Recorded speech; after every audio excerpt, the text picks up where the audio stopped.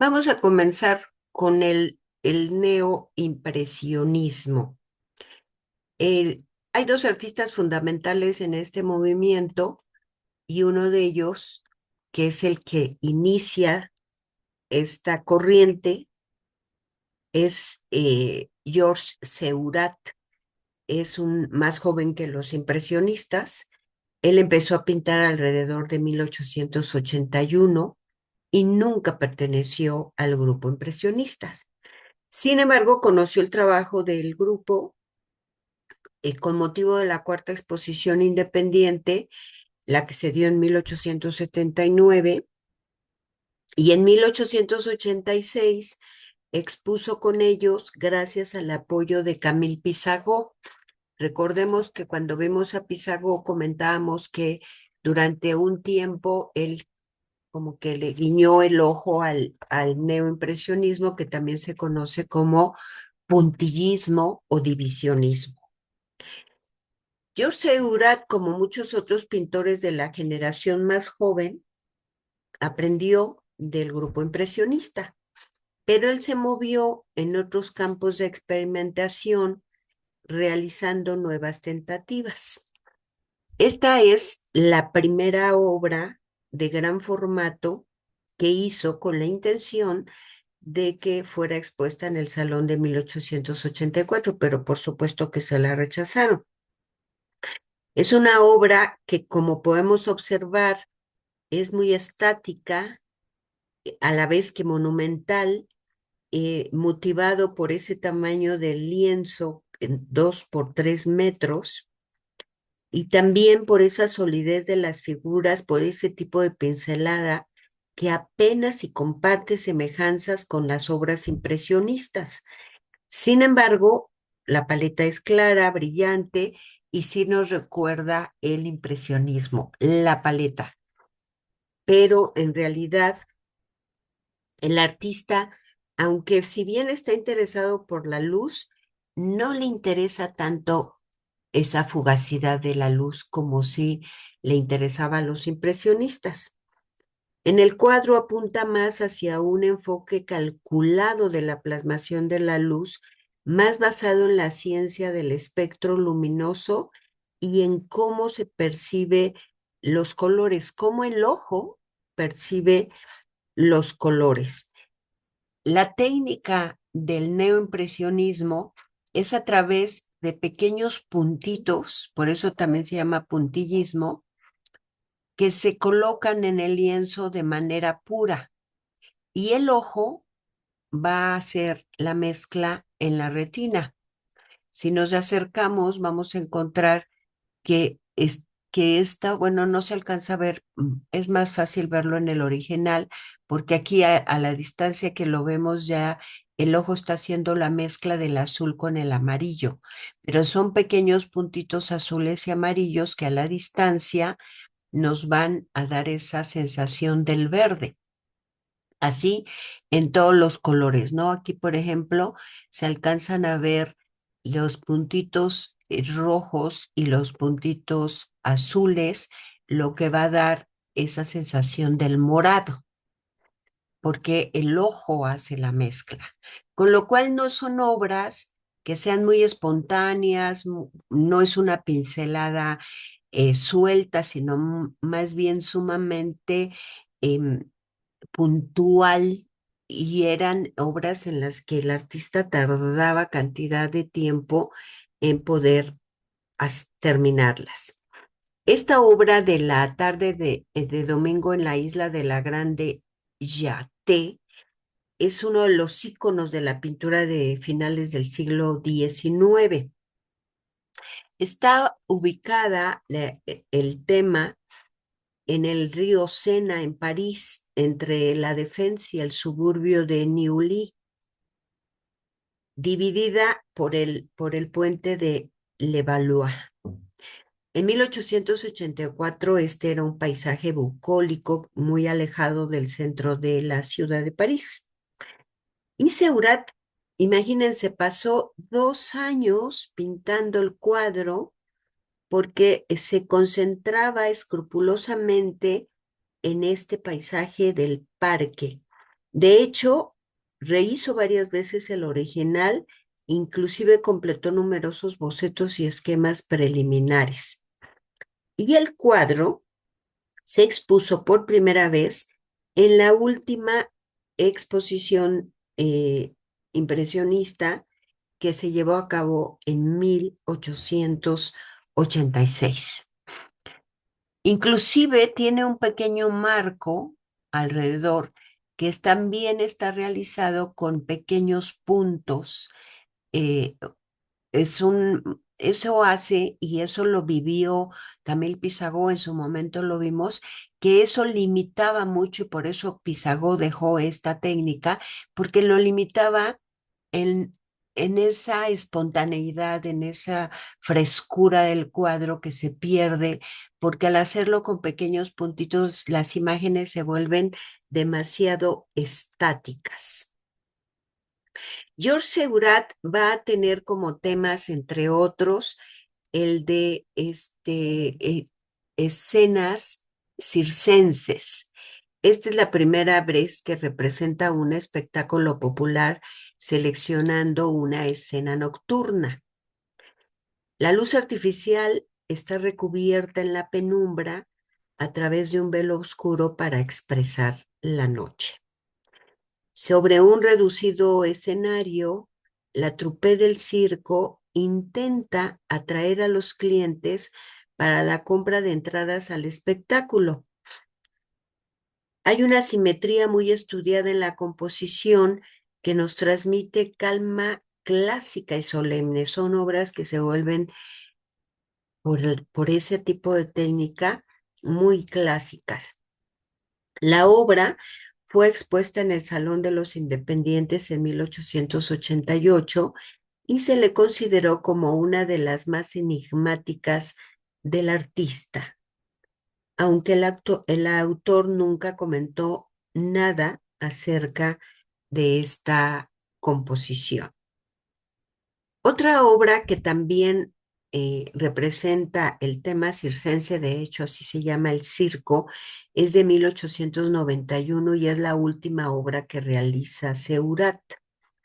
Realizó numerosos bocetos para la obra y quedó incompleta porque muere repentinamente por una difteria eh, y tenía un año de haberla comenzado, pero nunca la terminó.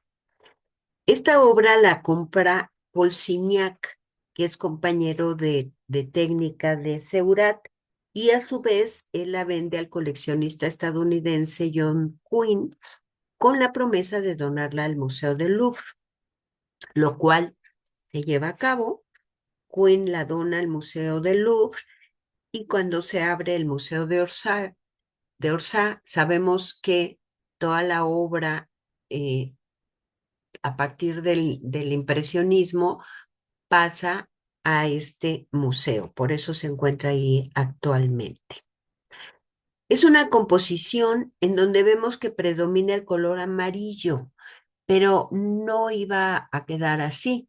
Probablemente algunas partes sí, como el vestido de esa acróbata que está sobre el caballo, pero no necesariamente lo demás, porque como les digo, está incompleto.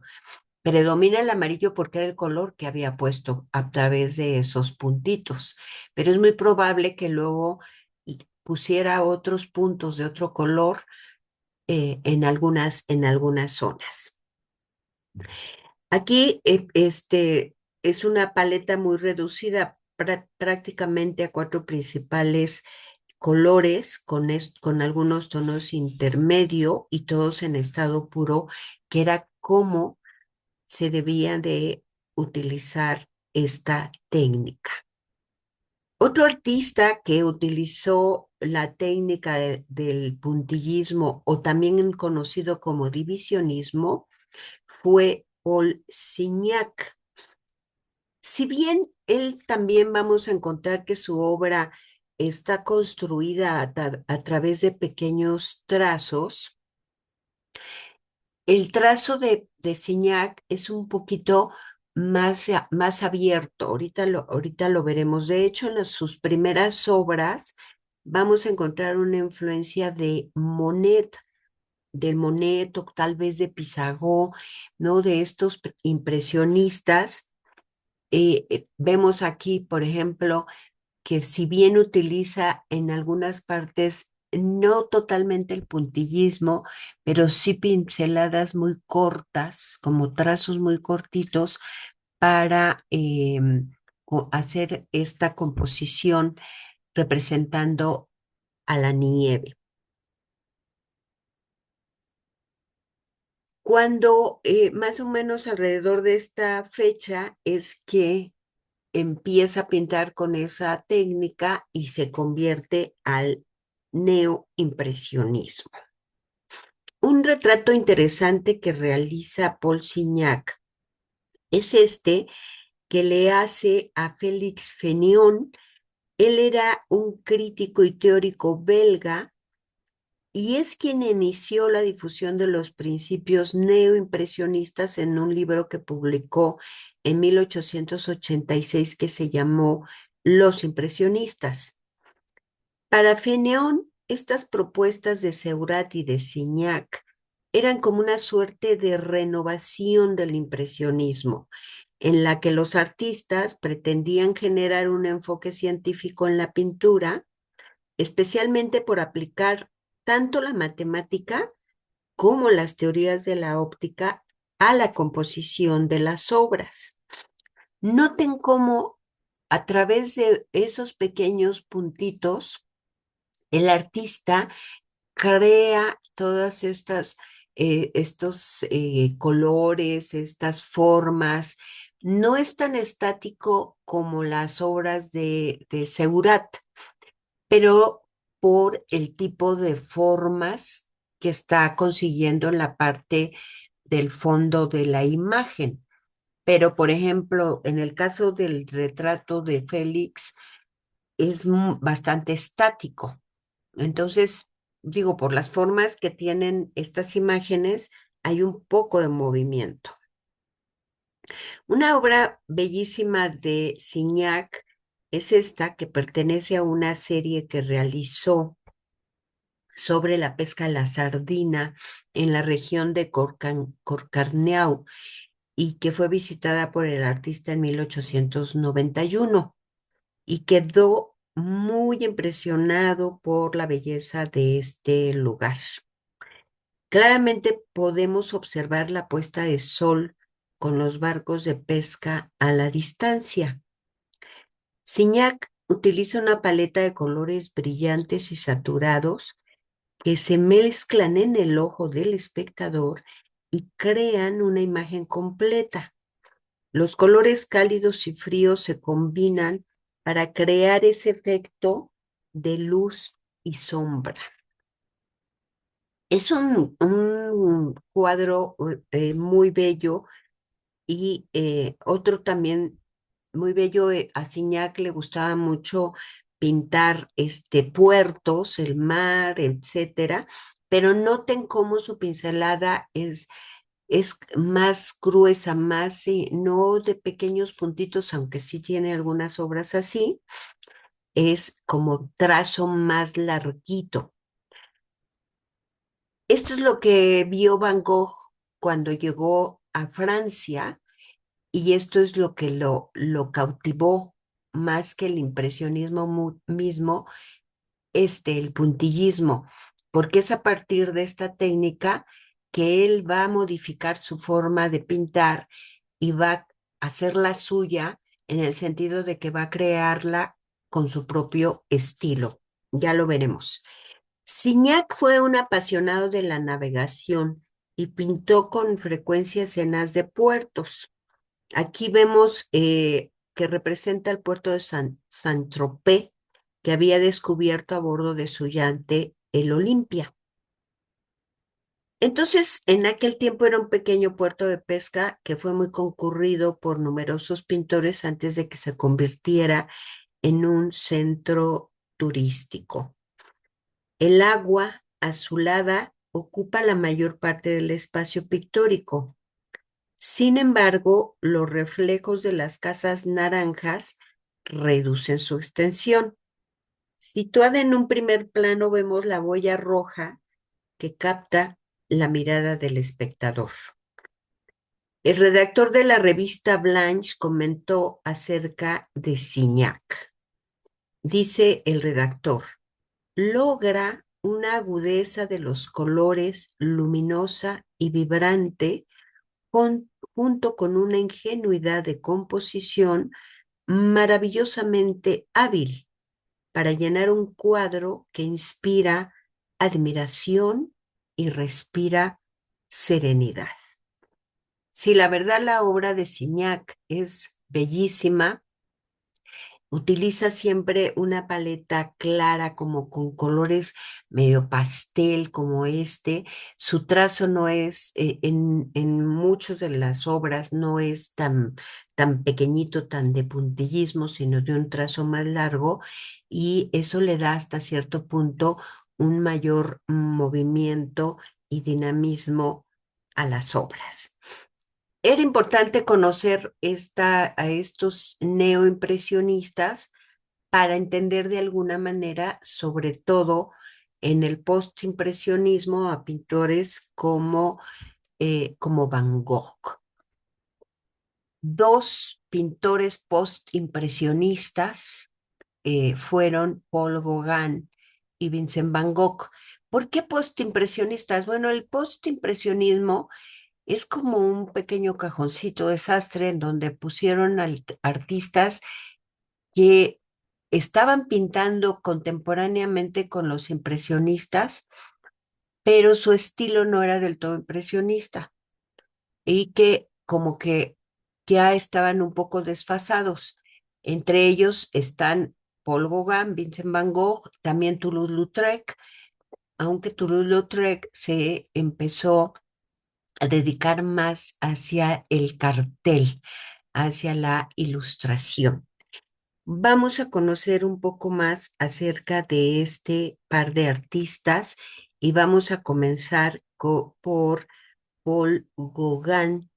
Él nació en París el 7 de junio de 1848. Sus padres fueron el periodista antimonárquico Clovis Gauguin y Alina María Chazal. Y cuando Paul contaba con 3 años, sus padres emigraron a Perú, pero durante el viaje murió su papá. Llegan a Perú y ahí viven junto con su madre 4 años hasta que deciden regresar nuevamente a Francia. Gauguin abandonó el colegio a los 17 años y se hizo marino mercante. El deseo de conocer otras tierras fue en él una constante. Y cuando murió su madre en 1868, un rico banquero se va a convertir en su protector legal, Gustave Arosa. Y gracias a él, Paul Gauguin fue un agente de bolsa con mucho éxito. Se casó con Met Sophie, que era una joven danesa, y durante algún tiempo llevaron una confortable vida burguesa.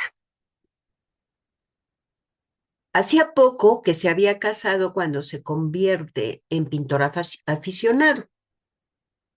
Al mundo de la pintura también lo va a introducir su mentor Arosa. Y en 1879 conoce a Camille Pissarro, que lo invita a que exponga con los impresionistas y participa en las 4 últimas exposiciones del grupo. Cuando él se convierte, bueno, él era amante del arte, le gustaba la pintura, sobre todo naturalista, y es lo primero que empieza a pintar hacia 1873, obras como esta, del Sena en el puente de Jena, pues una pintura totalmente realista, naturalista.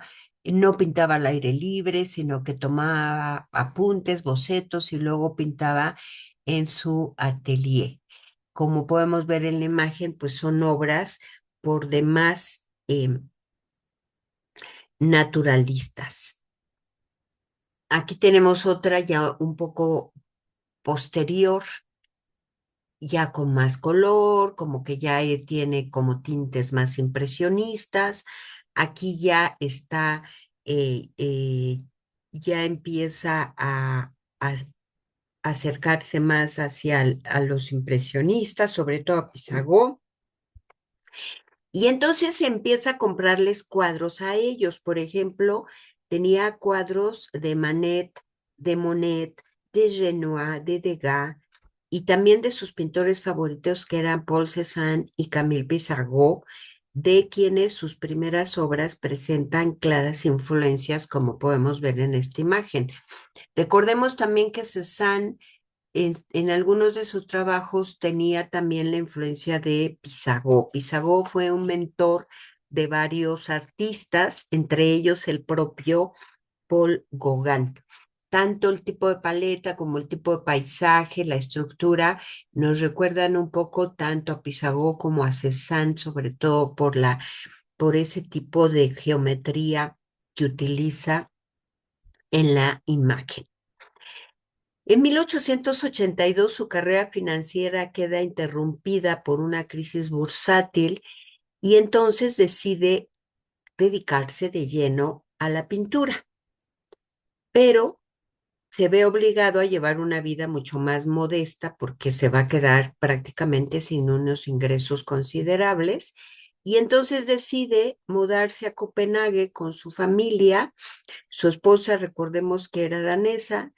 Ella cuenta con el apoyo de su familia, entonces pues se van allá, pero justamente en Copenhague el fracaso es absoluto porque no encuentra clientes para sus cuadros.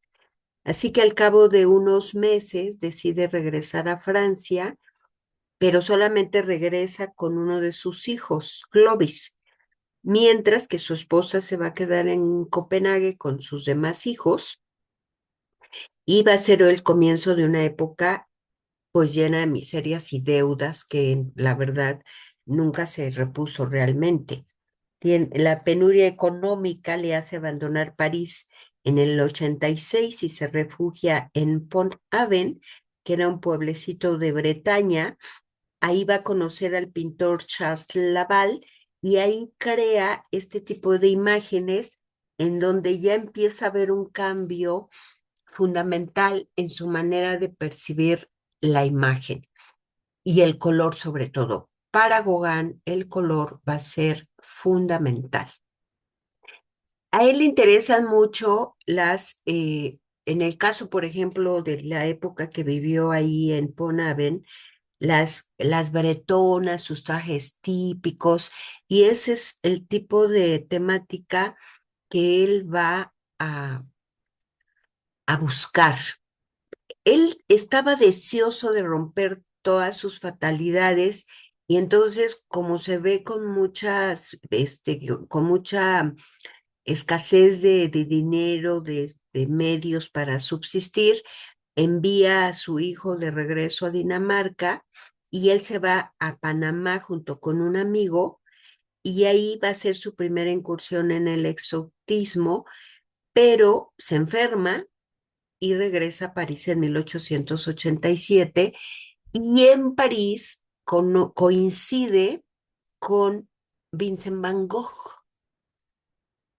Vincent Van Gogh llegó a París en 1886 y conoció a varios pintores, entre ellos a Gauguin,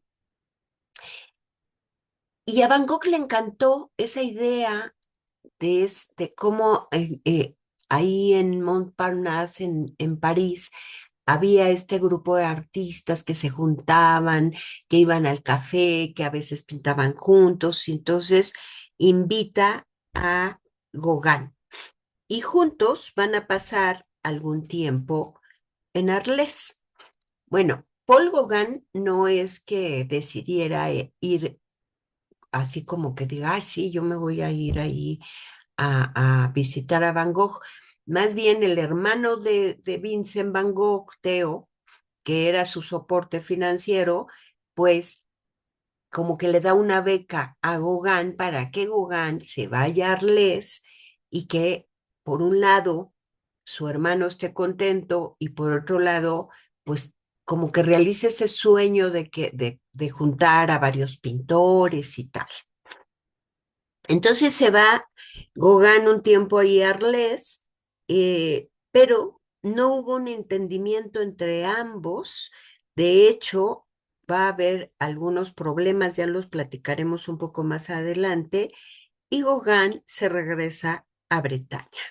Entre las obras que pintan Arles, pinta esta que es interesante porque es este saloncito donde iban a tomar el café él y Gauguin, eh, y ahí aquí ya vemos cómo el estilo de Gauguin ya es mucho más plano, es ya casi bidimensional y sobre todo con un gran colorido, ese colorido que luego gustó mucho al fauvismo.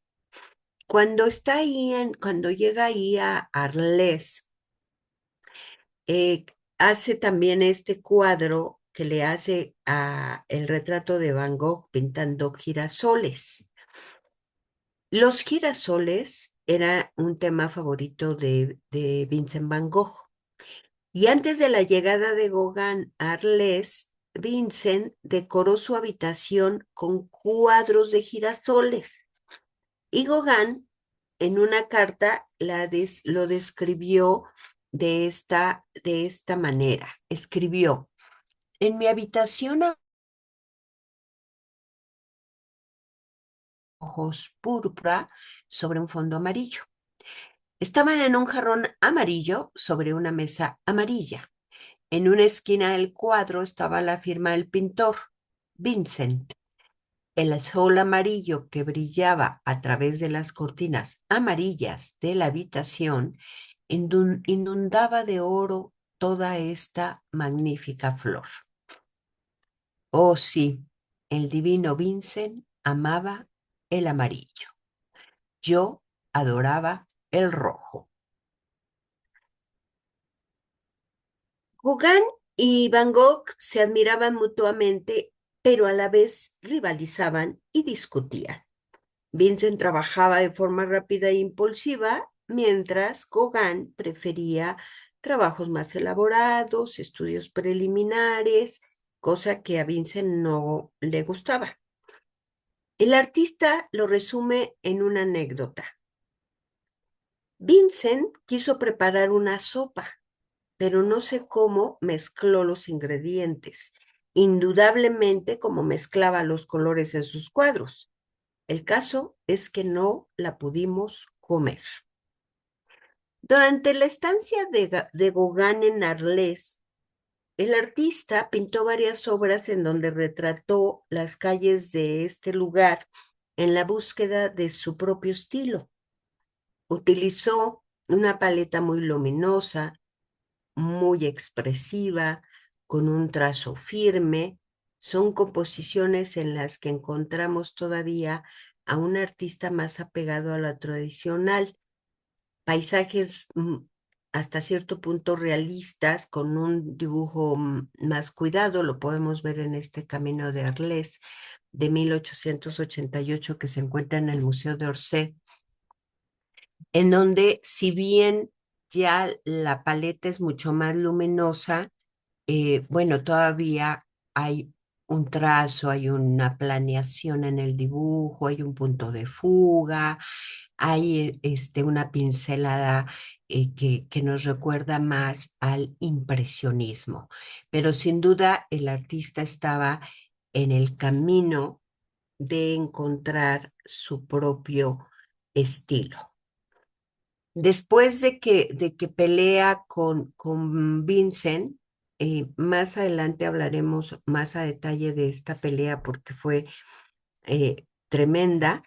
Regresa a Bretaña y entonces contacta con Émile Bernard. Émile Bernard era amigo de Gauguin, pero también era muy amigo de Vincent.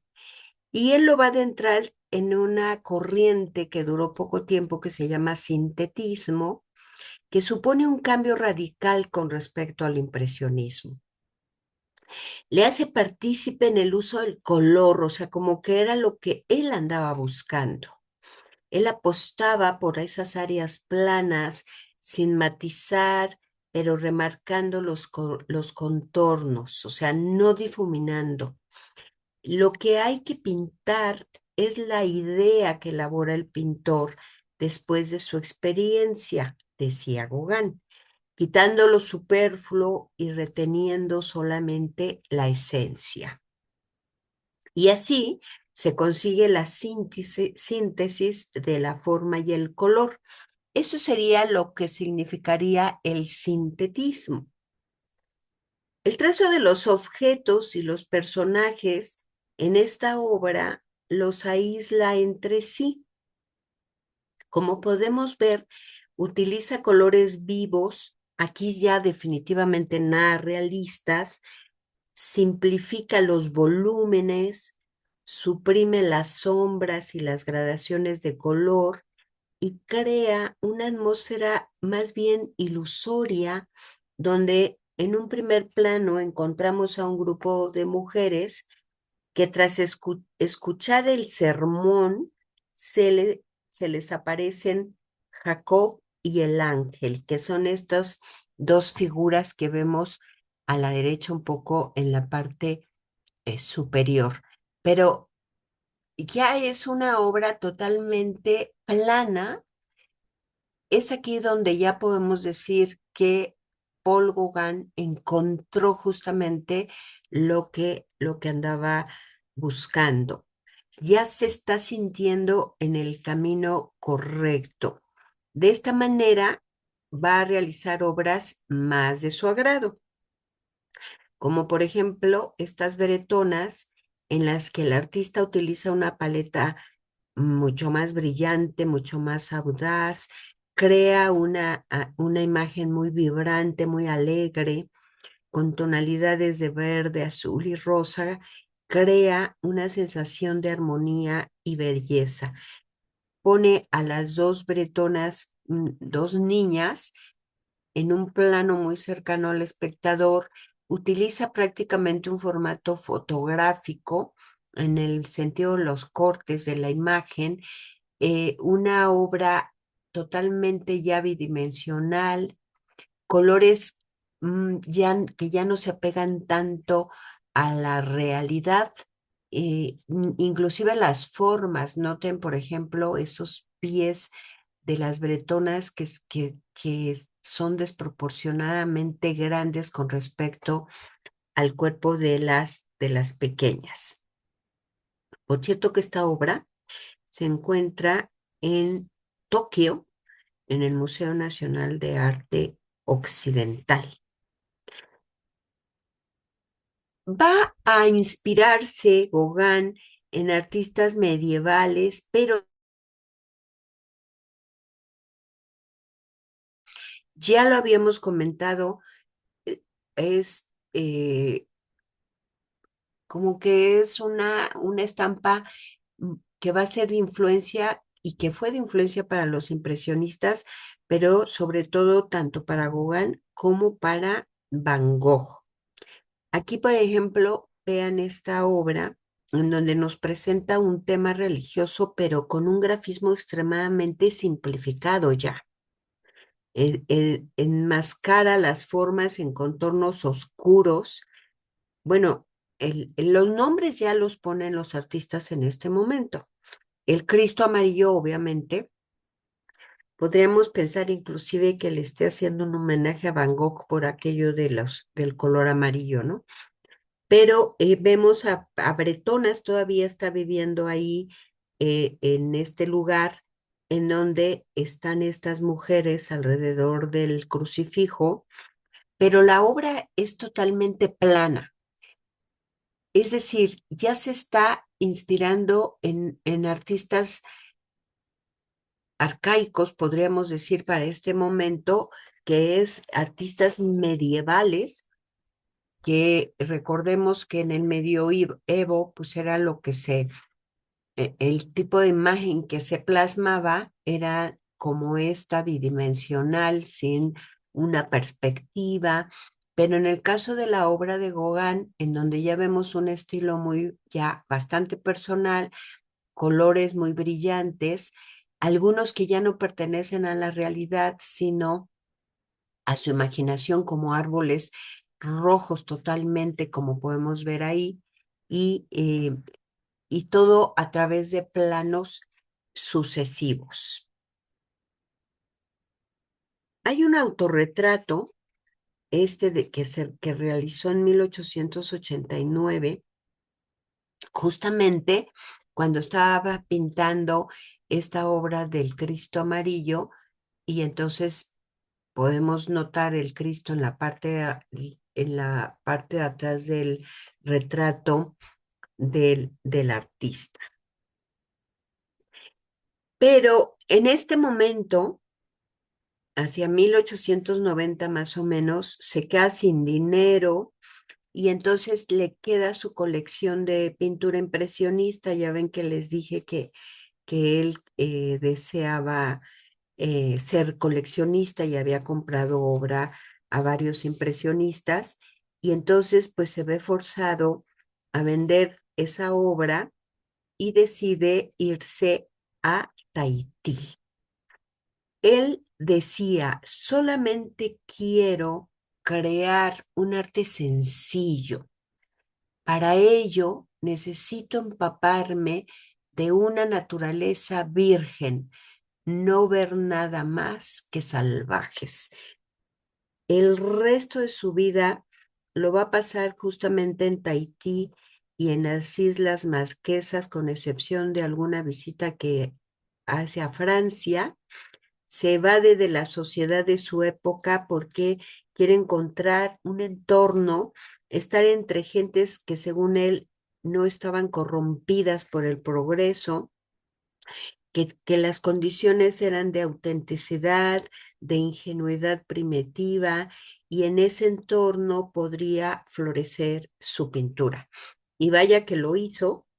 Aquí vemos la Urana María, realizada ya en 1891, está en el Museo de Arte Metropolitano en Nueva York, y vemos cómo queda fascinado por toda esa exuberancia que encuentra en estas islas, esos colores, las pieles de las personas originarias, y queda fascinado, y entonces puede dar rienda suelta a eso que él andaba buscando. Es decir, en el plano artístico se basa en los elementos del folclore de la isla, observa las cosas que veía y intenta ir más allá de ellas. Su paleta se enriquece con colores puros, colores cálidos, crea un vocabulario ya personal, un estilo lleno de simbolismo que cobra una gran fuerza expresiva.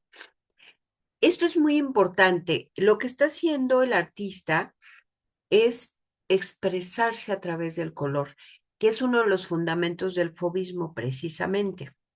Los fauvistas decían: no pintamos la realidad, pintamos lo que sentimos de la realidad. Es decir, estaban expresándose a través del color. Yo pienso que el fauvismo es como una rama del expresionismo, porque era lo que buscaban, expresarse a través del color. Esta obra de Mujer con Flor, vemos ya el estilo ya bastante asentado que está adquiriendo Gauguin, en donde la luz va a perder importancia a favor de la exaltación del color. Renuncia a la perspectiva, ya lo había hecho en obras anteriores, suprime el modelado, las sombras, y la sensación de plano es igual que, de hecho, que en las pinturas japonesas, como que sigue mucho esa tendencia de la estampa japonesa. Esta también es de ese mismo año, que la hace durante su segunda estancia en Tahití. Ahí descubre un tipo femenino distinto al de las mujeres europeas, y eso lo va a reflejar en numerosos cuadros.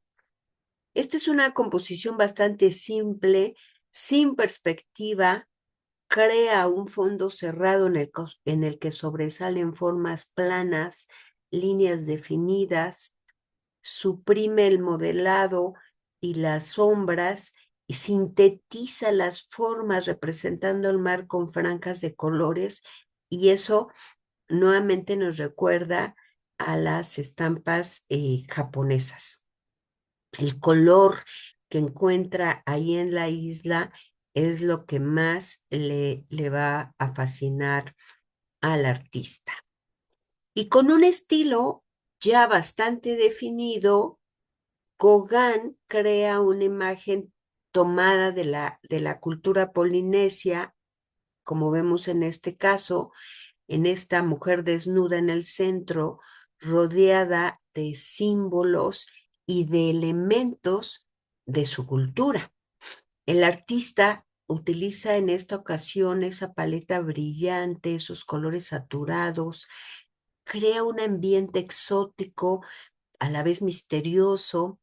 Los tonos son cálidos, son vibrantes como el amarillo, naranja, el rojo, que contrastan con los fríos y oscuros como el azul o el verde.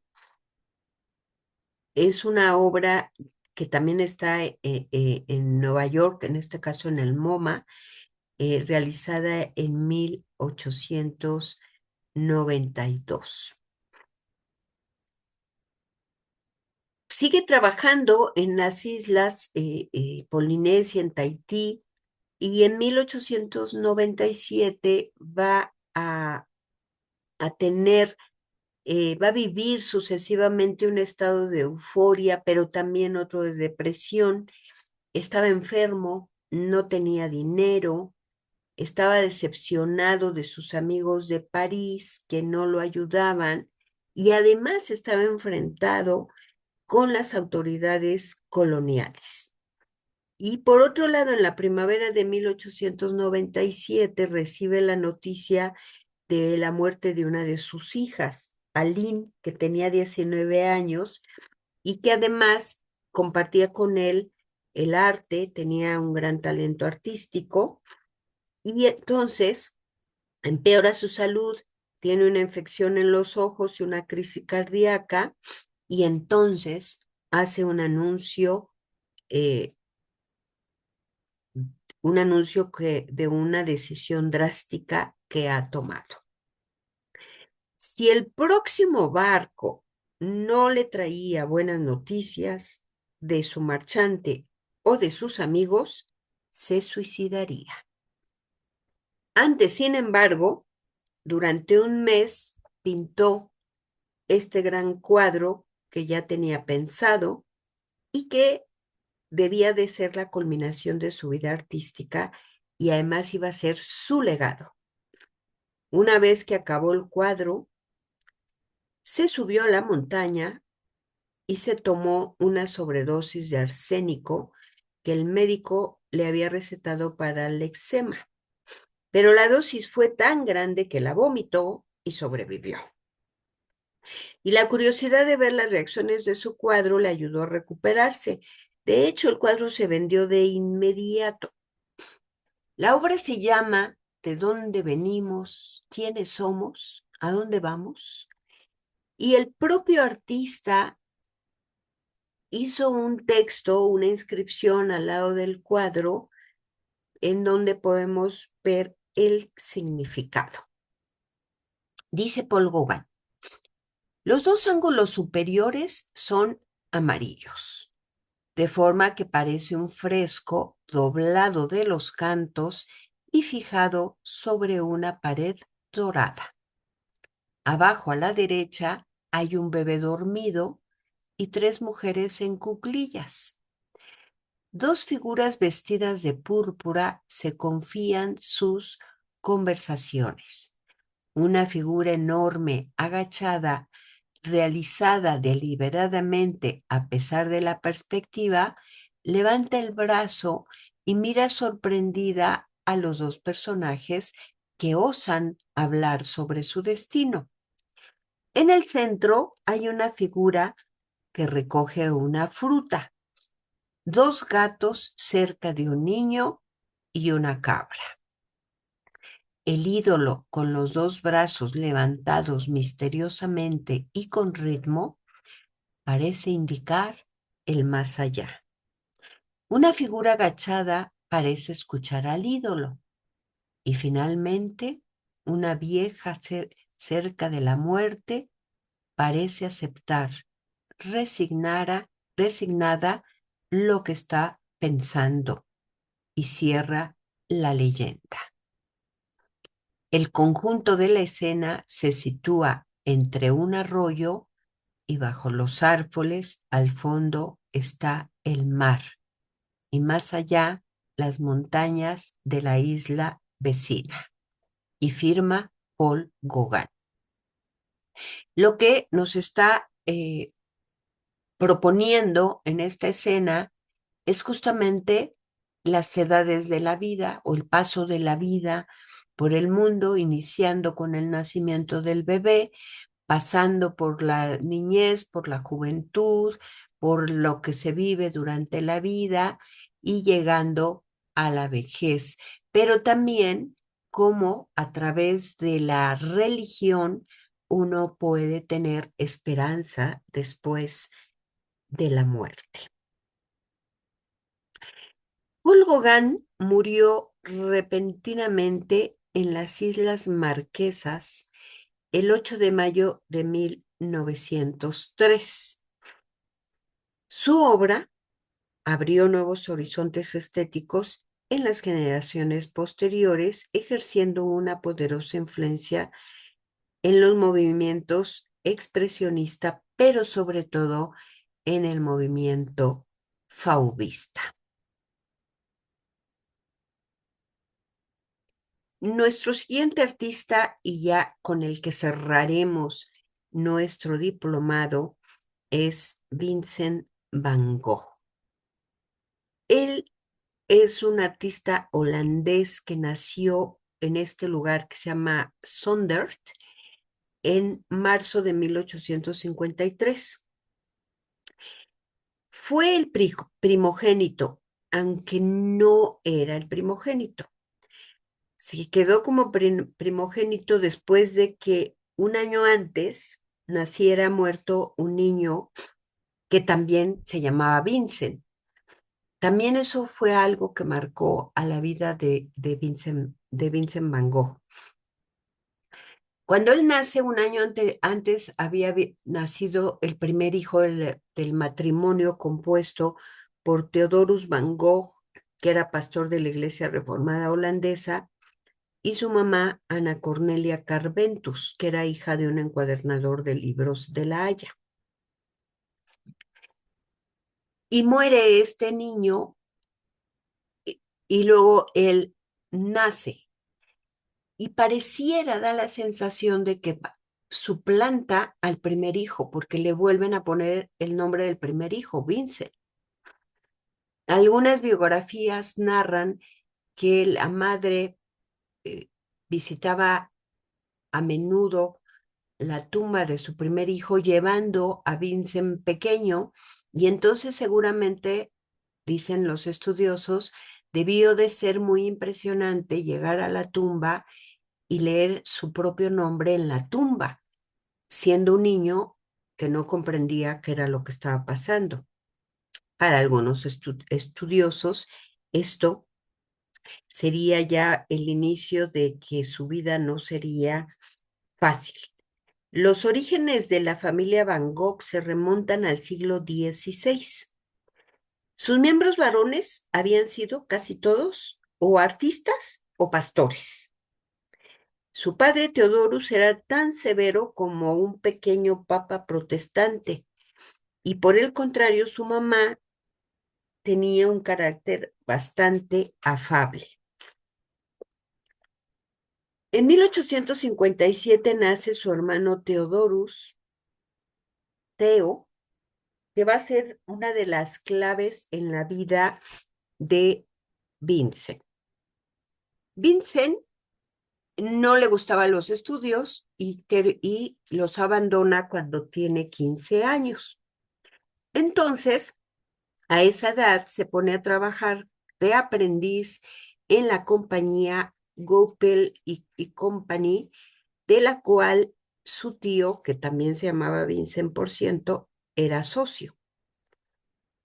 Esta era una empresa que operaba en el mercado artístico internacional.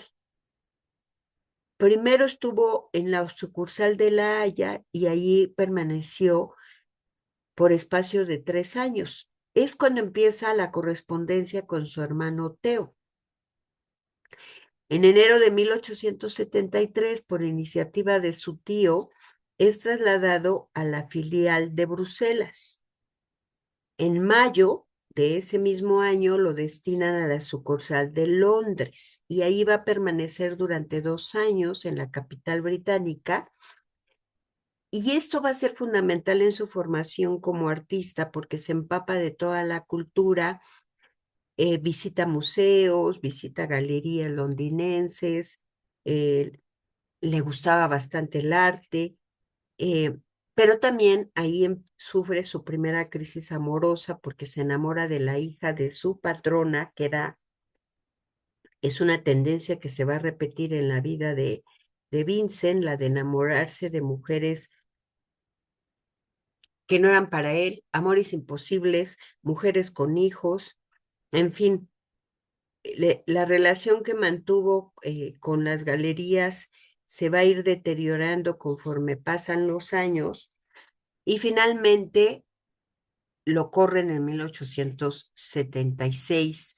Se va un tiempo a Inglaterra y finalmente regresa a su casa. Y es en este momento que decide que mejor se va a convertir en pastor de la iglesia. Muestra interés por la enseñanza en la escuela del reverendo William P. Stokes en Ramsgate, pero sigue visitando galerías y museos, pero también empieza a dedicarse a estudiar la Biblia, con la intención de presentarse en la Facultad de Teología de Ámsterdam, porque estaba pensando en dedicar su vida a la iglesia. Sin embargo, no es recibido en la Facultad de Teología, se mete a otra iglesia también protestante, en donde empieza a darle clases al niños de catequesis y en 1879 lo envían a una misión evangelista en la cuenca minera de Borinage, en Bélgica. Y ahí asiste a lo que él llama los cursos gratuitos de la Gran Universidad de la Miseria, porque empieza a vivir una época de sacrificios, de privaciones, compartiendo con los mineros todos sus bienes. Para entonces, Vincent ya empezaba a pintar. Esta acuarela la pinta hacia 1879, cuando llega justamente a este lugar de Boninage, donde estaban las minas. Desafortunadamente, ese deseo que tenía Vincent de altruismo se volvió casi enfermizo, empezó a repartir la mayor parte de su ropa, no comía, sus alimentos se los daba a los más necesitados, pero llegó a tal grado la situación que los representantes de su iglesia pues desaprobaron esta manera ascética que tenía el artista y lo relevaron del puesto. No porque no estuvieran de acuerdo en que compartiera, sino la manera en que lo hacía. Eh, Se olvidaba de él y bueno, él tenía que cuidarse para poder cuidar a los demás y él no lo hacía. Eh, Lo relevan del puesto, el joven Van Gogh ya no podía abandonar a los mineros y se quedó durante algún tiempo por ahí en Borinage. Finalmente, regresa de nuevo a la casa de sus padres y es cuando decide convertirse en artista. En 1890, en 1880. En realidad, Vincent Van Gogh solamente pintó 10 años de su vida, de 1880 a 1890, que es cuando muere. pero pintó muchísimo porque además dentro de su personalidad, eh, que se sabe tenía una enfermedad mental, era obsesivo compulsivo. Entonces pintaba y pintaba y pintaba. Así como cuando se convirtió, se quería ser pastor y donaba su ropa y se desvivió por los mineros, ahora la pintura va a ser todo su mundo. Al comienzo va a inspirarse en grandes maestros clásicos, sobre todo hay un artista que para él fue fundamental y es Jean-François Millet. Pero sobre todo Van Gogh va a ser un artista autodidacta, aunque es verdad que sí estudió con algunos maestros. Además de su trabajo en la galería y las filiales, le proporcionó grandes conocimientos de arte, de los movimientos artísticos clásicos y contemporáneos. Miren, aquí tenemos esta obra que vemos a la izquierda, es de Millet, es El Sembrador, una obra que realizó en 1850, que actualmente está en Boston. En 1881, 31 años después, Vincent hace una copia, un dibujo, prácticamente lo copia tal cual, o sea, no hay apenas algunas pequeñas diferencias, sobre todo en el tipo de trajes o en las botas, ¿no? El calzado es quizá, y el rostro, el sombrero, lo único que se diferencia de la obra de Millet. Pero Van Gogh durante toda su vida estuvo copiando a Millet, pero no lo copiaba tal cual, sino que tomaba la obra de Millet y digamos que la hacía su propia versión a su estilo. Aquí vemos en la izquierda la siesta que Millet hizo en 1866, que también está en Boston, y Van Gogh pintó la misma escena con el mismo nombre entre 1889 y 1890, prácticamente de las últimas obras que realizó copiando a Millet. Y prácticamente es la misma escena, simplemente que con el estilo que ya para entonces tenía Van Gogh y que vamos a ver cómo es que llega justo a este estilo. Como les digo, él empieza a pintar en 1880. Va a recibir, por supuesto, el apoyo de su hermano Theo, como siempre, pero también de un primo que tenía en La Haya, pintor Anton Mauve, y en octubre se va a trasladar a vivir a Bruselas y ahí va a entablar amistad con este pintor Anton van Rappard. Aquí vemos una obra de Rappard. Y aunque poco tenían en común, compartían su pasión por la pintura.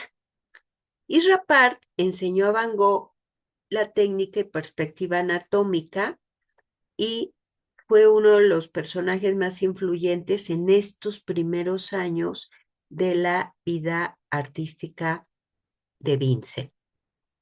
En 1885 va a pintar su primera gran obra al estilo de Rappard, que es nada más y nada menos que Los comedores de patatas.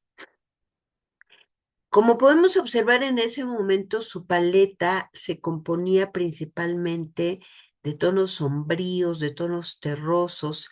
Esa luz y esa preferencia por los colores vivos como la que veíamos en la obra anterior y por la que es realmente conocido, va a surgir posteriormente cuando llegue a Francia y va a conseguir su plenitud durante su estancia justamente en Arles hasta 1888. Sin embargo, él está muy contento con esta obra que la tenía como una de sus mejores obras. En una de las cartas que le escribe a Theo, le dice: con mi trabajo he procurado dar a conocer a estas pobres gentes que a la luz de su lámpara, comiendo sus patatas, toman el plato con las manos, las mismas que han cavado la tierra en la que han crecido las patatas. Sigue el mismo ejemplo de Millet en el sentido de que así como Millet le dio dignidad a todos esos campesinos que retrató, en este caso él estaba como representando y dándole la dignidad que merecen, el reconocimiento a estos sembradores, a estos campesinos que sembraban patatas, y era lo que quería hacer como un homenaje a esta gente humilde. En noviembre de ese año, Van Gogh se va a Amberes y ahí va a ocupar un pequeño taller que le alquila su hermano Teo, o sea, él pagaba la renta. Va a comprar algunas gilografías japonesas en unos anticuarios que había por ahí, y se va a dedicar a copiar modelos de yeso de esculturas antiguas expuestas en la Real Academia de Amberes, a pesar de que no estaba muy de acuerdo con la enseñanza académica. Pero aquí vemos, por ejemplo, este modelo de yeso de un hombre arrodillado, perdón, eh, buscando esas formas, o sea, como que sigue esta formación, tratando de mejorar su dibujo, tratando de mejorar también la anatomía humana, etcétera. Cuando está ahí descubre las pinturas de Rubens, que con su colorido y sus formas femeninas también le abrieron la alternativa de uso de colores como el carmín, por ejemplo, o como el verde esmeralda, que va a empezar a incluir en su paleta. También de esa misma época es este cráneo con cigarrillo. Las dos obras están en el Museo Van Gogh, ahí en Ámsterdam. Van Gogh es muy interesante porque es un pintor que no tiene interés en vender su obra. Lo que le gusta es pintar. Entonces, generalmente no encuentra modelos y aquí nos damos cuenta de ello porque cualquier cosa que encuentre a su camino, a su paso, lo va a convertir en modelo para ser representado. En 1886 se va a París, esto va a ser muy importante. Ahí en París vivía su hermano Teo, y Teo le va a descubrir el trabajo de los impresionistas. Eso va a producir que la paleta de Van Gogh se vuelva mucho más luminosa, el color va a jugar el rol fundamental a partir de entonces en el resto de su obra, y permanece en París durante 2 años. Claro que que viviendo con su hermano y con el carácter, porque para entonces Van Gogh ya, o sea, él había sido una persona enferma toda su vida, pero no le habían detectado la enfermedad. Tenía una enfermedad mental que va a ir recrudeciéndose con el paso de los años, pero finalmente la van a detectar. Entonces era muy difícil poderse relacionar con él. Así que los 2 años que estuvo ahí, pues los hermanos tuvieron múltiples fricciones, pero Teo, que era un hombre sensato, pues era el que siempre cedía y siempre perdonaba la situación, y era el que lo mantenía prácticamente. Se instalaron ahí en Montmartre. Ahí empezó a codearse con los artistas de la época que ahí se reunían. Ahí conoce, por ejemplo, a Emile Bernard, que se va a convertir en un gran amigo suyo, a Toulouse-Lautrec. eh, También conoce a Paul Gauguin, a Georges Seurat, a Paul Signac, a varios artistas impresionistas como Cézanne o como Pissarro. Y ahí es donde descubre el neoimpresionismo. Aquí vemos esta obra hecha en 1887 con un trazo que nos recuerda el puntillismo, pero ya un puntillismo más del estilo de Van Gogh. Sin embargo, todavía en la composición vemos que hay un punto de fuga, que hay un trazo en donde se puede ver la perspectiva, una arquitectura como más razonada, pero utilizando ya ese trazo que poco a poco va a irse haciendo más al estilo del artista. Desde el primer momento, él trató siempre de ir más allá del método impresionista, porque él quería representar también sus sentimientos como una sensación cromática. Fíjense esto que es muy interesante, porque esto es básico para luego entender las vanguardias. Ahí en París, por ejemplo, Van Gogh va a volver su mirada también a los grabados japoneses. Ahora se muestran a Occidente después de un bloqueo cultural y sus obras se van a ver muy influenciadas por este hecho. Adquiere y reproduce algunas obras japonesas, ahorita vamos a ver una, y el resto de su obra nos muestra, aunque en algunas de ellas sea de forma muy sutil, ese influjo del arte japonés. Lo podemos ver aquí en este retrato de Pierre Tanguy, en donde desarrolla una técnica y estilo propio a partir justamente del conocimiento del puntillismo, con suaves y pequeños toques de color aplicados de forma rápida. Tanto personajes como objetos van a quedar unidos mediante esos enérgicos toques de color. Y muchos son los estudiosos que consideran 1887 y en concreto estos retratos de Tanguy como el fin del aprendizaje del artista. Es decir, para los estudiosos del Van Gogh, aquí es donde se consolida el estilo Van Gogh. Y efectivamente con ese trazo como de rayitas, ¿no? Pero con un tratello, es decir, dándole forma para dar movimiento a las escenas.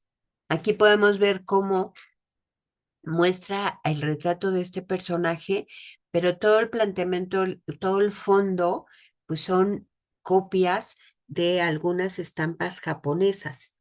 Entre las estampas japonesas que no que copia, sino en las que se inspira y hace su propia versión, un poco lo mismo que hacía con los cuadros de Millet. Hace su versión más que copiar el cuadro mismo, ¿no? Es este que hace del artista japonés Hiroshige, el puente Ohashi en ataque bajo una lluvia repentina. Es un grabado, el que vemos a la izquierda. A la derecha es la obra que hace Van Gogh, Puente bajo la lluvia, que está en la actualidad en el Rijksmuseum en Ámsterdam, eh, en la fundación. Es una estampa que le prestó la Fundación Van Gogh al Rijksmuseum en Ámsterdam. Es su visión de cómo veía estas estampas japonesas. En 1888, Van Gogh decide irse de París, pero de hecho, él quería irse a Japón. Eso externaba a sus amigos y entonces le dijeron, ¿por qué no te vas a Arles? Ahí vas a encontrar esa luz que andas buscando. Y entonces es cuando decide irse a Arles, que está al sur de Francia. Y pintaba todo lo que veía, como imágenes como esta, y ya no necesitaba las estampas japonesas, como él mismo reconoció en una carta que escribió a su hermana y que le decía, aquí no me hace falta para nada el arte japonés porque me imagino estar en el Japón y nada más necesito abrir los ojos y ver lo que tengo delante.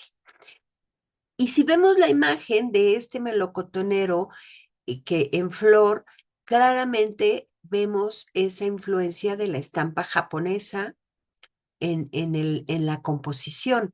Es uno de los más bellos trabajos de cuando llega Van Gogh a Arles. Quizá Arles sea el lugar en donde Vincent Van Gogh, ya con su estilo muy personal, crea toda una gran cantidad de imágenes, se pone a pintar todo lo que veía con su estilo personal, como es el puente Langlois aquí en Arles, o este sembrador. Miren, toma a ese sembrador que ya había pintado en sus lienzos en 1881, recordando al gran Millet, pero aquí lo pinta. Y vean ese sol, o sea, cuando vemos ese sol de inmediato reconocemos ya el estilo del artista, esa paleta súper luminosa, súper vibrante, el trazo que tiene Van Gogh no es ese trazo puntual del puntillismo o del divisionismo de Seurat de ninguna manera, es un trazo vibrante el que nos muestra Van Gogh en su obra. Y como les digo, como no tenía modelos, pues si no estaba pintando el paisaje al aire libre, estaba en su habitación en la Casa Amarilla que luego conoceremos y pintaba lo que fuera, una silla, su dormitorio y unos zapatos, bueno, zapatos, botas, hizo varios cuadros con este tema de los zapatos, una elección muy inusual de tema para una pintura. Eh, Varias, porque se volvió un motivo de obra. Dos viejos zapatos gastados, pero sin embargo la pintura cuenta muchas cosas a muchos niveles: artístico, afectivo, histórico, estético, político o inclusive filosófico. Y, y esto se los comento porque el filósofo Heidegger, alemán, era un fan enloquecido de estos zapatos. Escribió en un ensayo: hasta ahora el arte se ocupaba de lo bello y la belleza y no de la verdad. Es precisamente en una obra semejante, siempre que sea obra, donde está obrando la verdad, la verdadera obra en la obra. Y siguió eh, con una serie de párrafos y párrafos divagando sobre la función del arte, sobre la interpretación y qué es interpretación y qué es realidad y qué es naturaleza de la existencia, etcétera, etcétera. Fíjense hasta dónde llegan unos zapatos que hasta a un filósofo lo hacen escribir todo un ensayo acerca de una obra como, como esta. Por supuesto, también pintó su recámara en más de una ocasión y también escribió acerca de esta obra a su hermano Teo y le dice: esta vez se trata únicamente de mi habitación, solo que aquí el color ha de serlo todo y su simplificación, que da una mayor grandiosidad a las cosas, pretende evocar el descanso o el sueño en general. En una palabra, al mirar el cuadro debería reposar la mente, o más bien la imaginación. En estos cuadros, en donde hace estas versiones que hace de su recámara, observamos esa clara influencia de los grabados japoneses en esa sencillez del dibujo, los espacios planos de color, esas pronunciadas perspectivas, la ausencia de sombras, la pintura aplicada en capas espesas, pinceladas negras envuelven a los objetos y delimitan los espacios, lo cual da la sensación de que están llenos de color. El amarillo que predomina en el cuadro es el color de la luz del sol, de la calidez y de la felicidad. Una primera versión está en el Museo Van Gogh, ahí en Ámsterdam, que hace en 1888. Las tres más o menos tienen el mismo formato. Una segunda versión la hace un año después, la tercera también. La segunda está en Chicago, la tercera en el Museo de Orsay en París. Y algunos de los colores han cambiado, porque por esa prisa siempre de pintar, a veces se le acaba el dinero y entonces compra material eh, de poca calidad y entonces cambiaron algunas tonalidades en esta y en muchas obras de Van Gogh. No le interesaba realmente la calidad del material. A él lo que le interesaba era pintar, pintar, pintar, pintar en esa carrera obsesiva compulsiva a la que lo llevaba su propia mente. Pintar cuadros al óleo de paisajes nocturnos también fue una fijación para Van Gogh. Antes de la famosísima Noche Estrellada, hubo otras que no se hicieron tan famosas, pero que demuestran esa pasión, esa curiosidad que tenía el artista hacia la observación del cielo nocturno. Un año antes de la Noche Estrellada, eh, creó esta Noche Estrellada sobre el Ródano. Y previamente a esto, ya había pintado esta otra obra de la terraza de café por la noche. En ambas pinturas, Vincent capturó las luces del cielo nocturno que más tarde desarrollaría en la Noche Estrellada mundialmente reconocida. A mí me encantan estas dos, me gustan, creo que hasta más que La Noche Estrellada, pero bueno, es cuestión de gustos. Pero noten cómo se siente la materia, cómo se siente el óleo plasmado en el lienzo, em, cómo transmite esa luz de la ciudad que se ve reflejada en el agua. Es realmente bellísimas este par de obras. Allí en Arles, Van Gogh vivía en esta famosísima Casa Amarilla, al que la pinta, que aquí vemos este cuadro que está en el Museo Van Gogh. Él siempre intentó que sus amigos se trasladasen a Arles para formar un taller colectivo. Sabemos que convenció a Gauguin. Bueno, en realidad quien lo convence es Theo, porque es quien le paga el viaje. Se va a trabajar con Vincent. Ya vimos que le arregla una recámara toda de amarillo, las paredes, ya nos lo platicó Gauguin en una carta. Y justamente este cafecito que vemos aquí es ese que vimos en la imagen anterior, es el cafecito que estaba a un lado donde a veces se iban a comer ahí.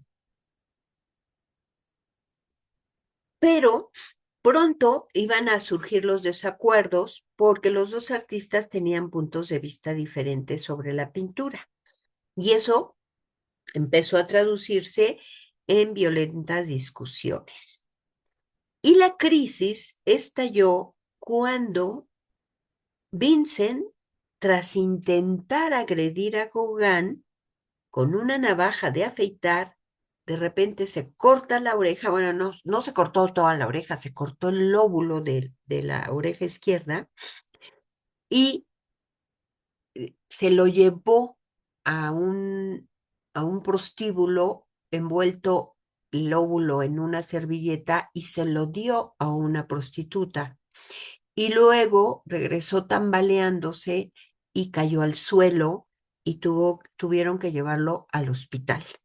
Gauguin, sumamente espantado, se lo llevaron al hospital y él lo que hizo fue escribirle a Theo y decirle lo que estaba sucediendo, pero él ya ni lo visitó en el hospital y se regresó a París. Y Theo, pues de inmediato fue a ver qué estaba sucediendo con Vincent. Salió en ese momento se recupera un poco, pero volvió a caer nuevamente, tenía convulsiones, finalmente es trasladado en mayo de 1889 a la ciudad de Saint-Rémy de Provence, es internado en el Hospital Saint-Paul, em, y el centro le diagnostica una enfermedad con una lesión cerebral de tipo epilepsia que provoca en los casos más graves ataques repentinos con espasmos. Al margen del diagnóstico se ha apuntado que pudiera padecer un tipo de psicosis, un tipo de esquizofrenia probablemente por su manera de comportarse. Esta es una habitación en donde supuestamente estuvo Van Gogh y así la tienen en la actualidad. Este, a veces su enfermedad no le permitía salir a pintar al aire libre, entonces pintaba aquí en su habitación. Otras veces salía y estaba fascinado por la calidad de la luz, por el colorido de los paisajes que rodeaban ahí al hospital. Con decirles que el pintor realizó cerca de 150 cuadros y numerosos dibujos en tan solo un año que estuvo en Saint-Rémy, en Saint Paul. Este es un jardín del hospital y es ahí donde hace su famosísima obra La Noche Estrellada. Cabe decir que esta obra no la hizo al aire libre, porque la hizo en esa época en que él estaba sintiéndose mal. Sin embargo, hay alguna información en donde habla de esta imagen en una carta que le escribe a Teo y le dice, esta mañana he visto la campiña desde mi ventana durante largo tiempo, antes de la salida del sol. No había más que la estrella matutina que parecía muy grande. Daubigny y Rousseau han hecho esto también, expresando todo lo que ello tiene de intimidad, todo lo que tiene de paz y majestad, pero al mismo tiempo añadiendo un sentimiento de soledad e infelicidad. Es la carta 593 que escribió a Theo el 2 de junio del 89. Pero el 19 de junio le escribe a su hermana, en fin, tengo un paisaje con olivos y también un nuevo estudio de cielo estrellado. Es lo único que se sabe de esta obra.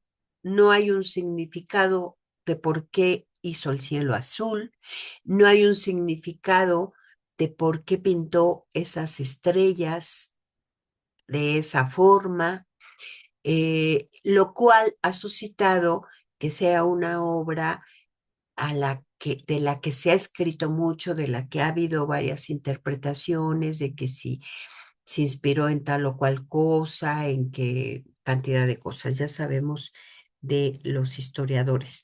Lo cierto es que esta manera se volvió cada vez más recurrente en las obras de Vincent. Aquí vemos ya el Camino con Ciprés y Estrella de 1890 en que nuevamente crea ese cielo. No se sabe si su estado mental podría, eh, podría darnos una idea de qué era lo que él veía realmente, ¿no? Era su mundo, la cosmovisión Van Gogh. En esa época también hizo varios estudios de flores, etcétera, mientras estaba en el hospital. Cuando sale del hospital, es trasladado a Auvers-sur-Oise con la intención de que estuviera atendido por el doctor Paul Ferdinand Gachet. Lo recordaremos porque él fue el médico que le recomendó Pisagot, amigo de Pisagot, amigo de Cézanne. Auvers-sur-Oise era una población, es una población muy cercana a París y eso le daba la posibilidad a Theo de estar muy en contacto con su hermano. Theo ya se había casado y además acaba de tener a su primer y único hijo. Y el doctor Gachet era un gran amante del arte, era un aficionado práctico, era un coleccionista, había alojado en su casa, como sabemos, a Pisagot, a Cézanne, entre otros artistas, había ejercido de mecenas comprando cuadros a los impresionistas cuando nadie valoraba su arte y recibió de buena manera a Vincent, aunque Vincent no vivía en la casa del doctor, pero le hizo varios retratos, como podemos ver aquí con su estilo. En esta localidad se alojó primero en una posada en Saint-Aubin, pero más tarde se fue a una habitación que el matrimonio Rabus regenteaba encima de su café. Y esta ciudad representó para Vincent el retorno al paisaje del norte, donde se reencuentra con los temas rústicos, con la comunidad rural de su juventud que había perdido desde hacía tiempo. Desde un punto de vista estilístico, esta etapa no supone una ruptura con la anterior. La raíz de su estilo pictórico se sigue basando en su formación de dibujante que tuvo en Holanda, su léxico de trazos cortos y largos, de líneas onduladas o quebradas, ensayadas a pluma y luego traspasados al lienzo. Su dibujo con color siguen siendo las características principales de sus obras. Y en 2 meses pintó más de 80 obras durante su estancia en Auvers.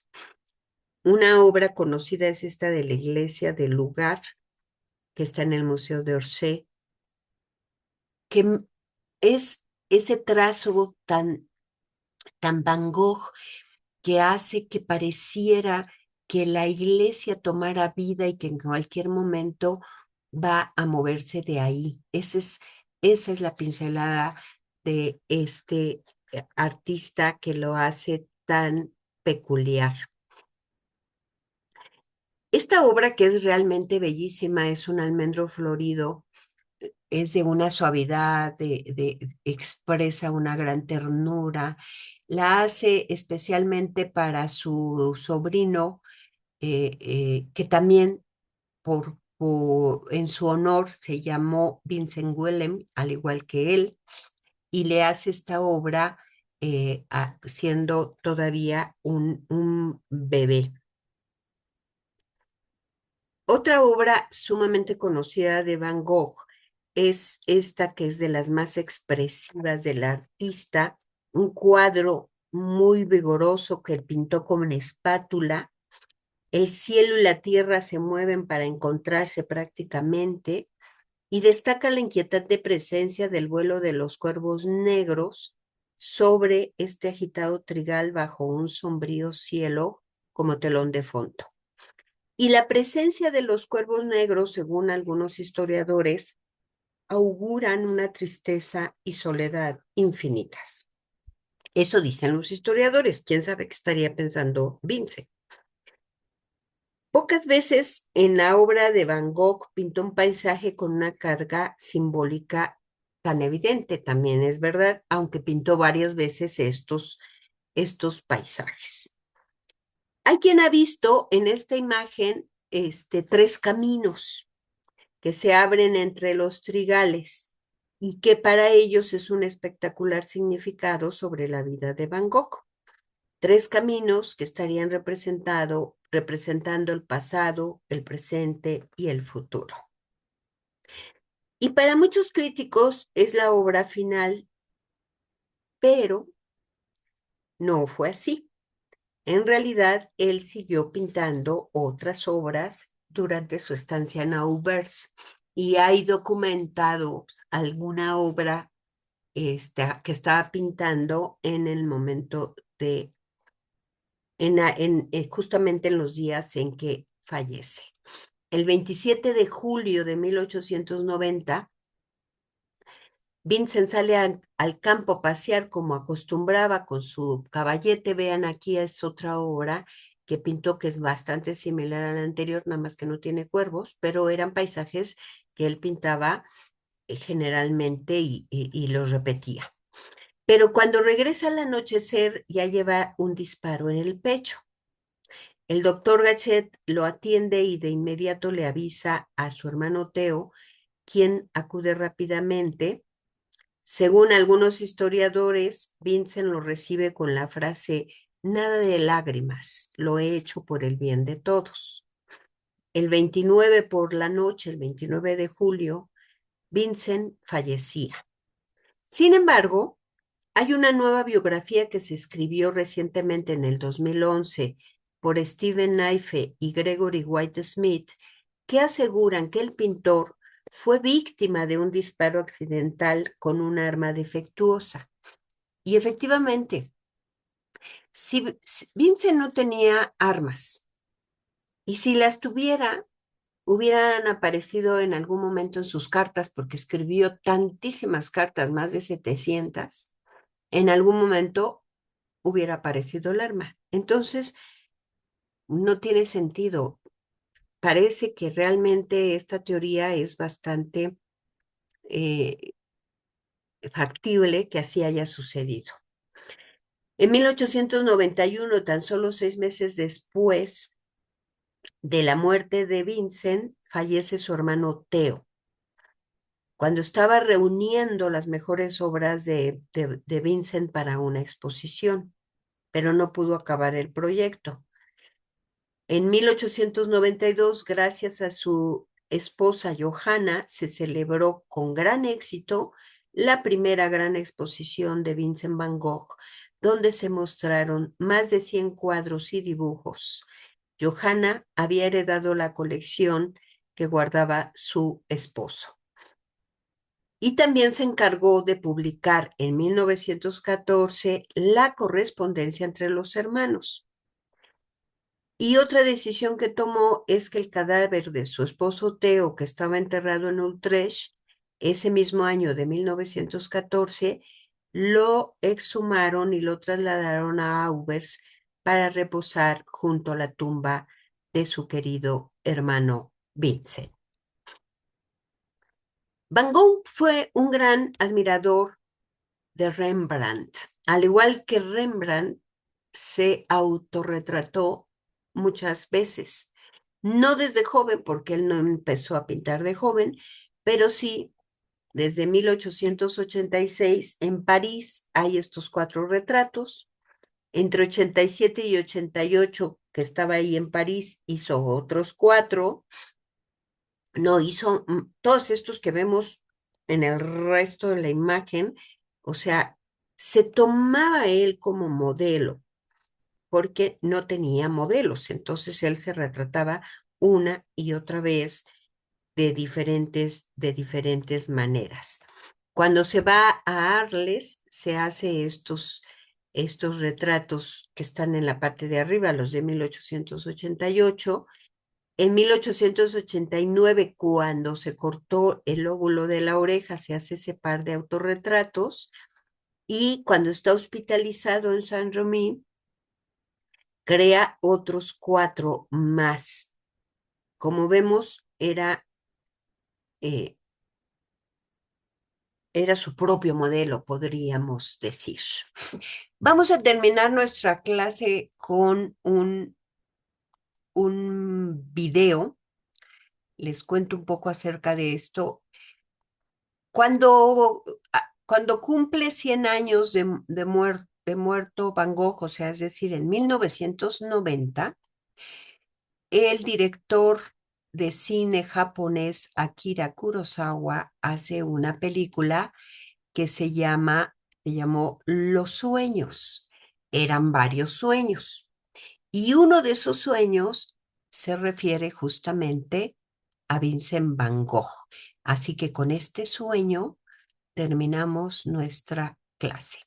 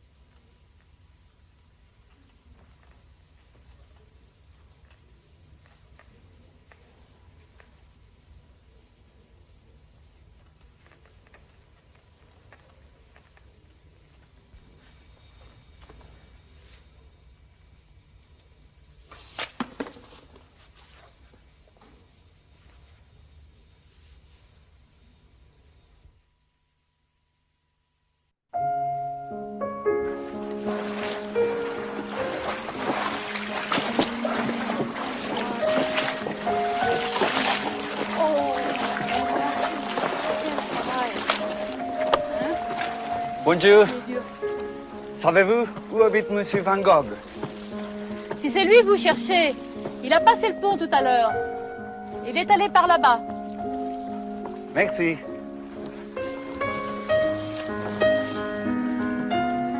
Monsieur, prenez garde. Il vient juste de sortir de l'asile des fous.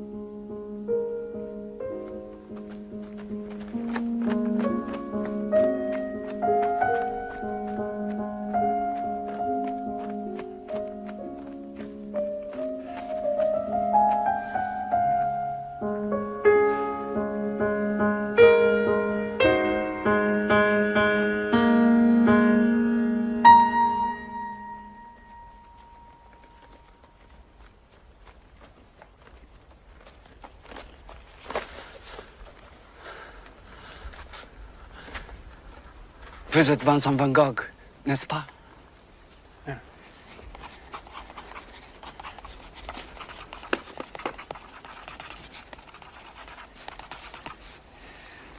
Why aren't you painting?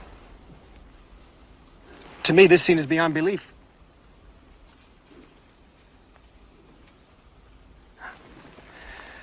A scene that looks like a painting does not make a painting. If you take the time and look closely, all of nature has its own beauty. And when that natural beauty is there, I just lose myself in it. And then, as if it's in a dream, the scene just paints itself for me. Yes, I consume this natural setting.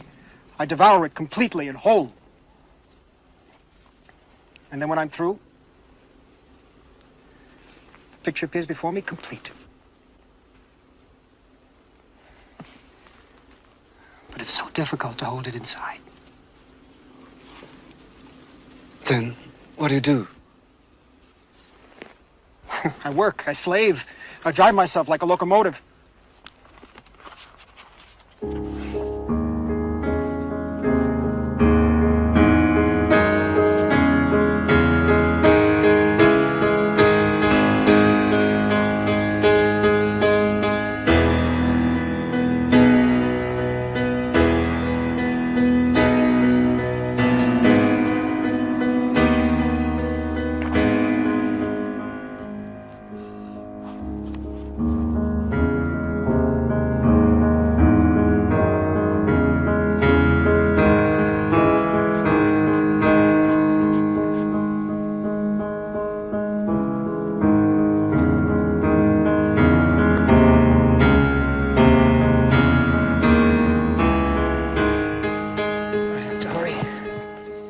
Time's running out. So little time left for me to paint. Are you all right? You appear to be injured. This? Yeah? Yesterday I was trying to complete a self-portrait. And I just couldn't get the year right, so I cut it off and threw it away. The sun. It compels me to paint. I can't stand here wasting my time talking to you.